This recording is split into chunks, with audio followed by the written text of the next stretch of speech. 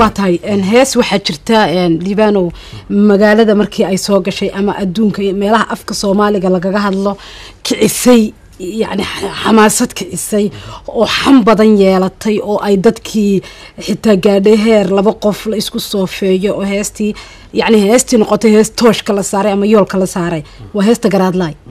أديك اسمي فنانة دفلس بقاطة إن وياها عصب كشرته هيستن جراد لاي بالحالة دي نوجور سيدا شيء منوي نوين حنكي سمو قاليري ودكتور وأنا أوجه هيستان يو sida dareenka ay dadka saameynta ku yeelato iyo siyaabaha kala duwan ee loo qaadqaaday marka koobaad waxaan aad u faraxsanahay ereygu halkaas inuu gaaro oo aan ka hadlo ama aan wax ka hal abuuro suugaan dadka dhan wada gaarto aan koox gaar ku xirnayn صح sababta aan taas u leeyahay waxay tahay qodobka aan ka hadlay ayaa wuxuu ahaa mid xasaasiya aan hore looga hadlin loona habuun qabay in laga hadlo صح taasa waxay keentay dad fara badan inay dareenka siiyaan heestaas ayada amaba si wanaag hawsiya ama si xun hawsiyaan marka heestaasi garaadla la yiraahdo goormaad horta heestan sameysay heestan waxaan sameeyay sanadkii hadda wadaartay 2012 haye marka waxa qaada Felis Cabdi Maxamuud oo ka tirsan kooxda waayaha cusub heestaasina waxyaabaha faraha badan ee soo jeeto waxa la soo jeediyay waxay sheegaan in ay tahay xafiiltan ka dhaxeeyay laba gabdhood bay yiraahdaan laakiin aniga waa markii ugu horeysay aan heestan ka hadlayo intaan telefishin soo fariisto umad Soomaaliyeed ee daawanayso aan ku qalacsanahay caawi inaan wax runta uga sheego hal su'aal aan rabo markayna ku weydiin heestan adiga markii aad sameeynaysay fanaanadaasi intay ku timi ma kugu tiri problem baa jira waxaan rabaa inaad hees sida iyo sidaas ii sameeyso miya kugu tiri maya iguma oran isame heestaas iyo heesaas isame dhowr jeer ba waxay jirtay in ay weydiisay Liibano maxaad hees ugu sameeyay waliba daris baan aan ahayn markaasi heesaas sheegtay hodan baan heesab dhowr u dhiibi jiray hadda barnaamijkeena ugu yaraan 3 heesood aynu qaadanay hodan baa ku jirta marka Felis waxay tiri Liibano adiga ma hees ii sameeysid fanaaniintii kale wada sameynaysaa marsan waa ku sameeynaya marka waxay jirtay hees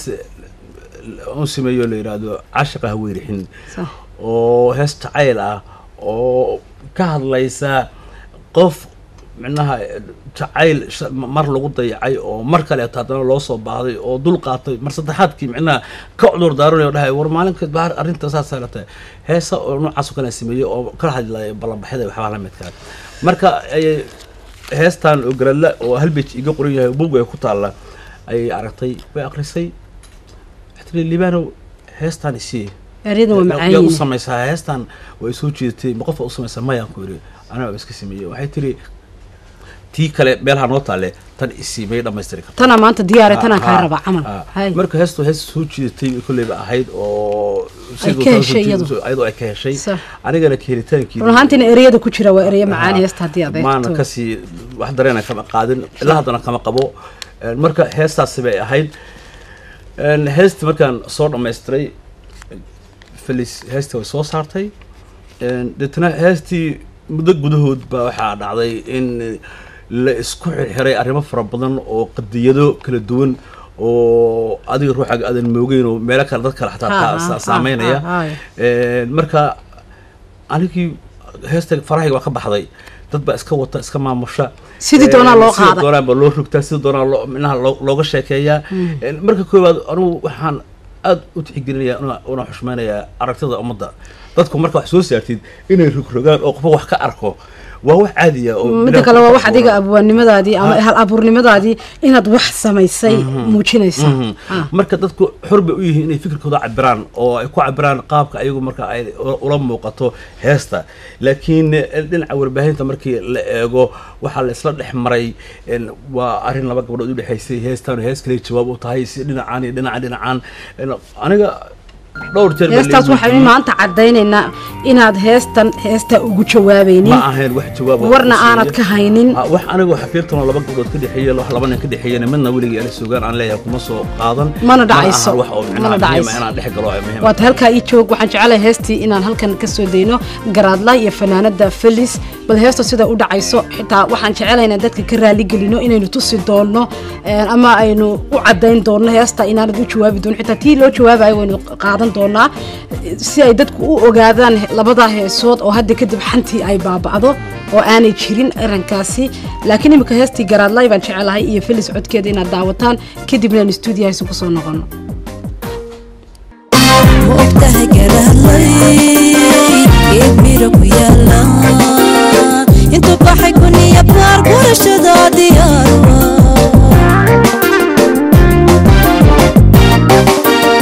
وقتها جرالي يبيرك ويالا انتو بحيكوني يا بار برشدا دياروا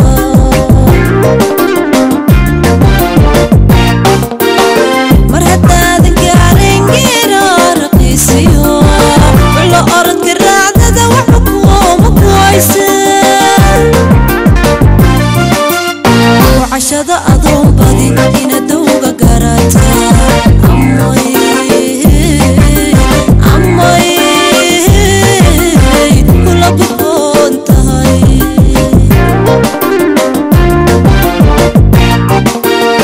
مرحتا دنقارين قرار قيسيو كل أرض قراتا دا وحكوم كويسة وعشدا أضرب بدي إن دوغا قراتا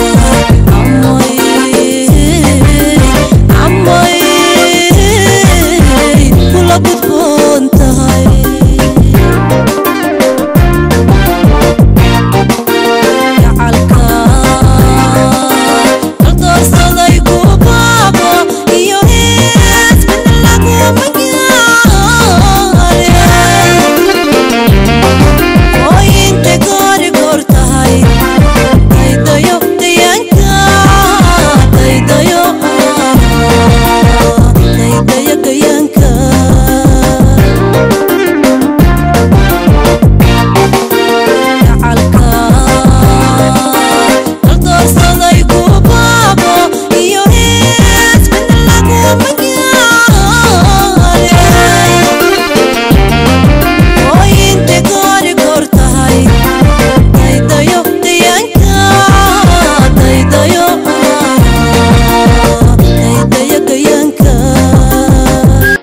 sida di sheegtay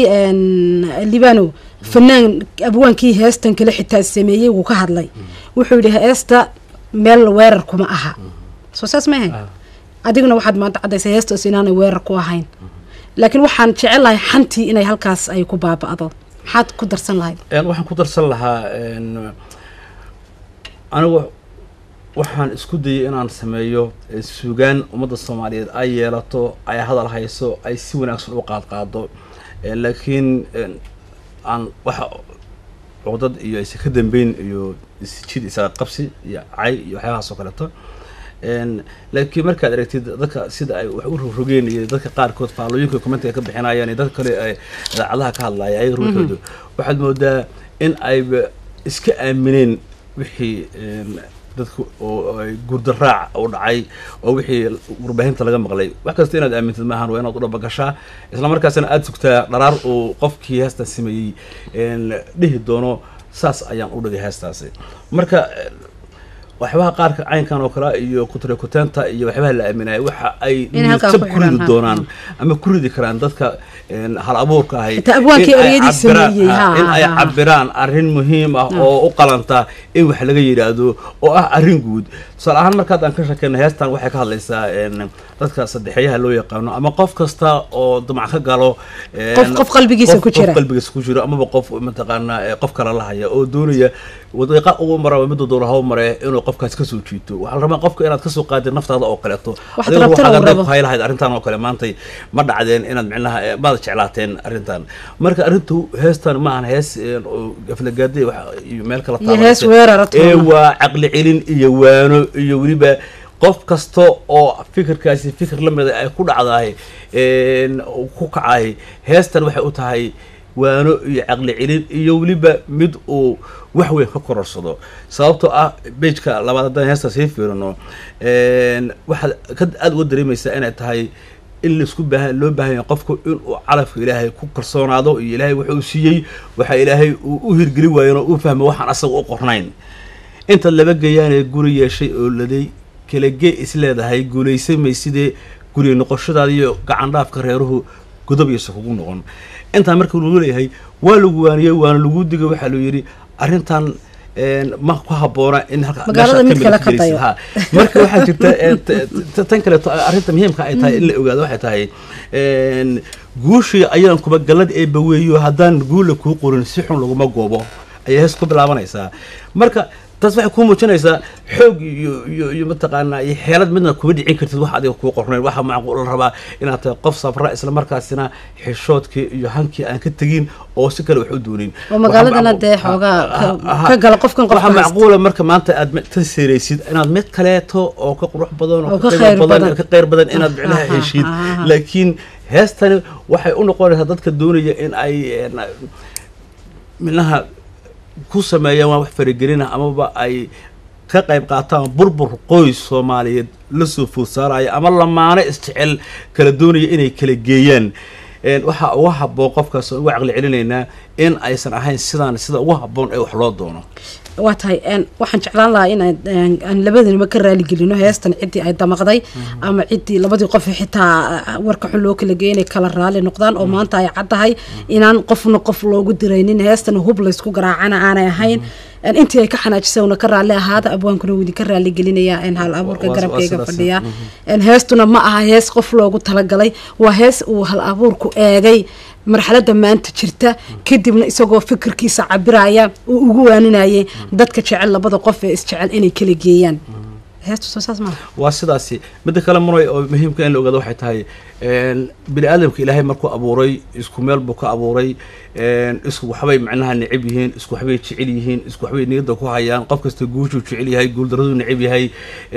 nasiib wanaagsan buu jecel yahay nasiib xumadu mataqaana uu necib yahay marka heestan waxa macquul dad badan oo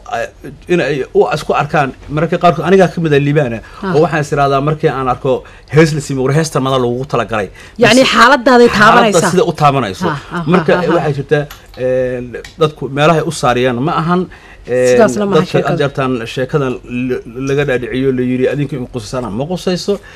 wana ku xumahay wixii ay geysatay oo macnaha ama xanuun ama aan dareemi karo dadka qaar kood markaad eegtid in la isku xagliyo la isku riixo taasna waxaan ka codsanayaa dadka daawanaya fanka daneeya in arintaasi saas u fahmin qofkii macnaha oo arkay in asaga qosaysana ulama jeedno waana ku xunahay sida macnaha qaldan loo fasiray waa tahay daawadayaal intaas ayaan aad bad ugu mahadsantahay horta Liibaan waqtigaaga qaaliga ee aad siisay adiga la qayb gashay barnaamijkaaga igana aqbashay codsigayga inaan kugu soo casumo barnaamijkeena caweyska caawa waxaan ku faraxsanahay inaad dadweynaha ka raali geliso xanti ama xamxamtii baryahan magaalada ku jirtay oo noqotay mid waxba kama jiraan ah waa tahay daawadayaal intaas ayaan ku soo gabagabeynayaa barnaamijkeena caweyska caawa waxaan u mahad celinayaa walaalkay Liibaan Cabdi Warsame oo ah wariye ahna hal abuur intaas ayaa daawadayaal ku soo gabagabeynayaa barnaamijkeena caweyska caawa